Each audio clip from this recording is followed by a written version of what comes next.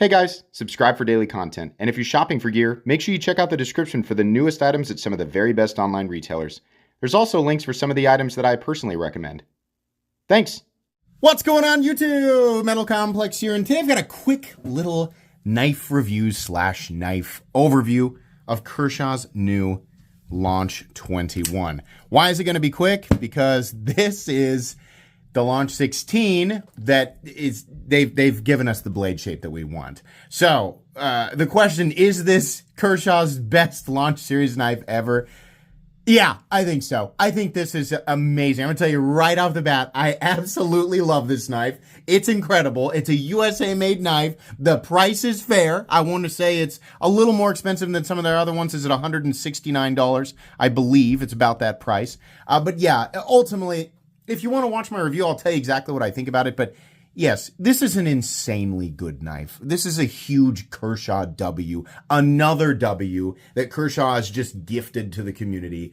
It's awesome. Thank you so much to Kershaw for sending this in. Thanks to my patrons for supporting me. This knife is available. I'll link it right down below. It does help my channel and use those links, but that's up to you. Let's measure it. Overall length of this guy coming in at 8 1/4 inches. That's a full-size knife in my book. 3.5 inch blade. 3.5, yeah, slightly less than 3.5 inch cutting edge, basically. Let's do some size comparisons. Any custom scales in this section can be found down in the description under Original Goat and others. Up against the 8010 and my own Excalibur, it is close. It's about half an inch or a 1/4 inch shorter than my Excalibur and about a 1/4 inch shorter than the 8010, but not quite as robust. Very wieldy, especially considering it's aluminum for the handle scales.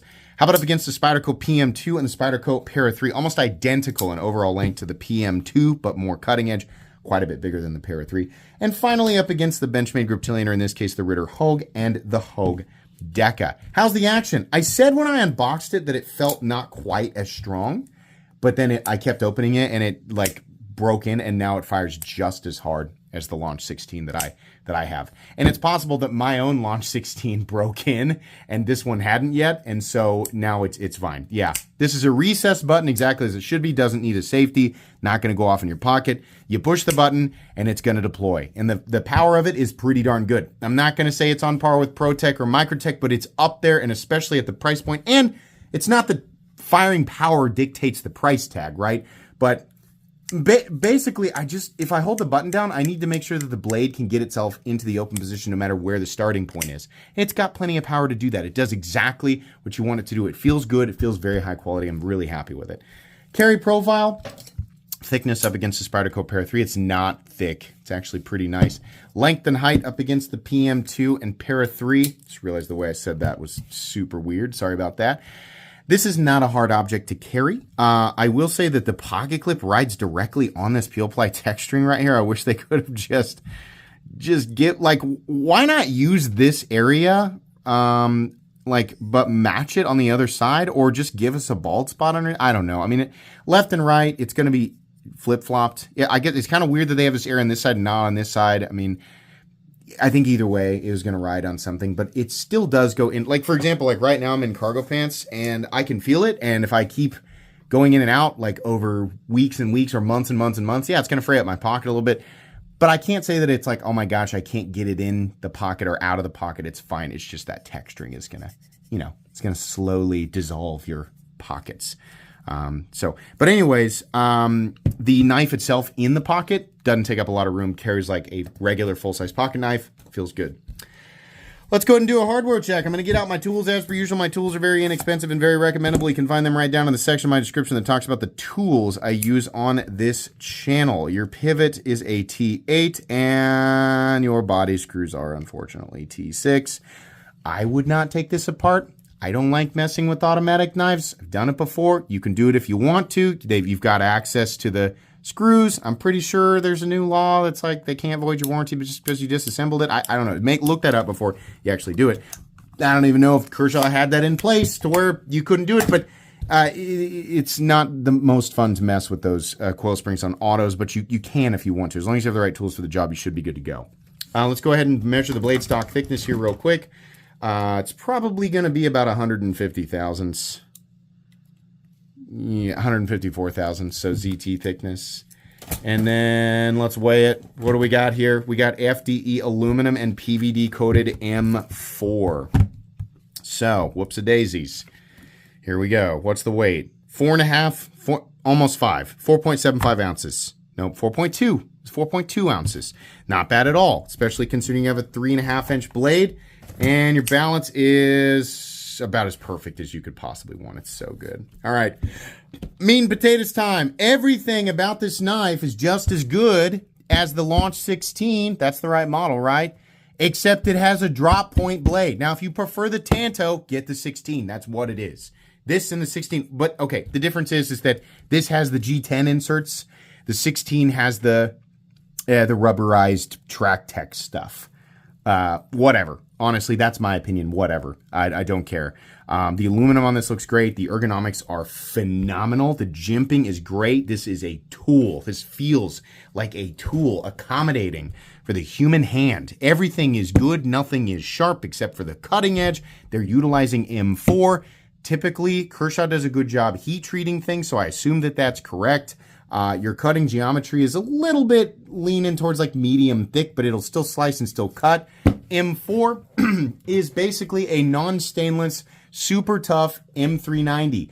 If you need a stainless blade, do not depend on M4. But it's coated. Metal Complex is not gonna be enough.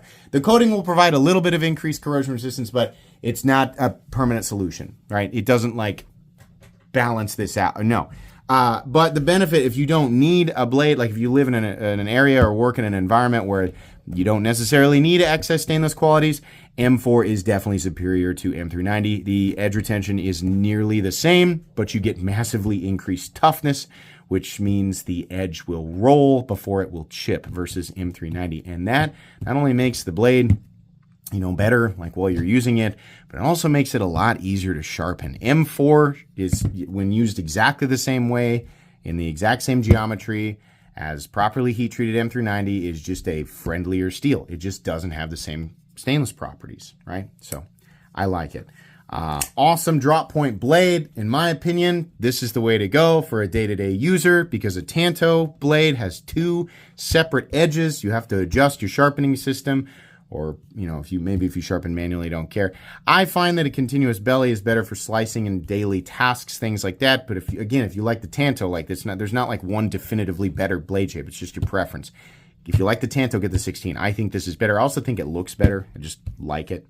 Says Kershaw Auto. This is a USA-made pocket knife. Not all Kershaws are made in the USA. Not all Kershaws are made in China. There's like different, most people know that.